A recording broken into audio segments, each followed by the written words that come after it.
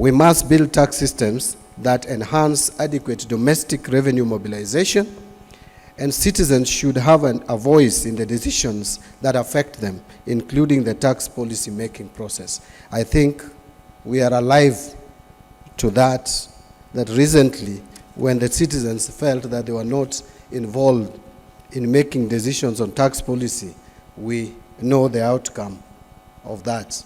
It is not long ago. So inclusive and impactful participation enriches policy making by incorporating diverse perspectives and harnessing collective knowledge. This not only strengthens public understanding, but also promotes trust in our institutions. It is therefore essential to institutionalize participatory and deliberate processes that align with the respective democracies. I therefore thank Kenya Revenue Authority for establishing this platform to engage our key stakeholders. Ladies and gentlemen, the timing of this summit is particularly opportune as the government seeks to implement initiatives and policies that enhance revenue collection, ensuring we can meet our demands for efficient public services and achieve our broader economic agenda. It also comes at a critical time when the government has just commenced preparation of the financial year 2025-2026 and the medium-term budgets. Our economy is very robust, the Kenyan economy.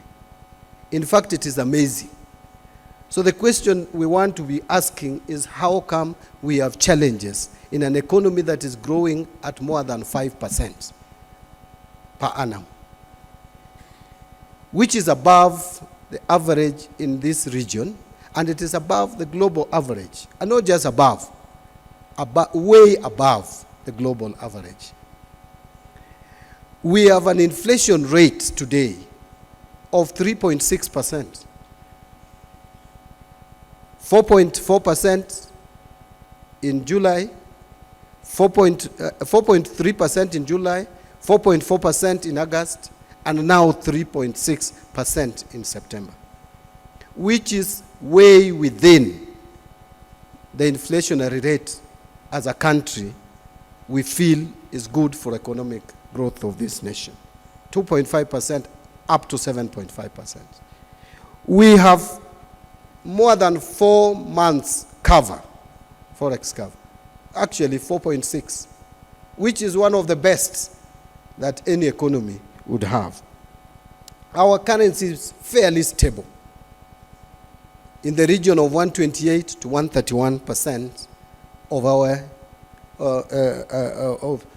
compared to the US dollar. So we have all fundamentals working.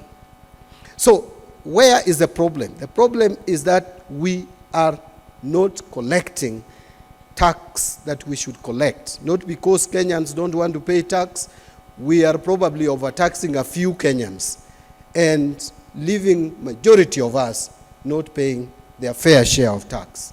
If you look at VAT, Your Excellency, and I mentioned this when we had a cup of tea, we have the potential of collecting at least 6% of GDP as VAT, but we are collecting only 3.8%. Because tax visibility is a challenge. We are developing a system which must enhance tax visibility. We want to see those Kenyans, not to harass you. We must also make tax payment very friendly and enjoyable. And we must speak to taxpayers that for you to do business, the single largest buyer of goods and services is the government. Give us the tax, we buy from you competitively, and you do your business, make money, give us tax, we buy again from you. I think that is the spirit. So VAT is a challenge. Rental income tax, we are only collecting 17 billion per year, yet we have the potential of collecting at least 100 billion per year. Finally is personal income tax.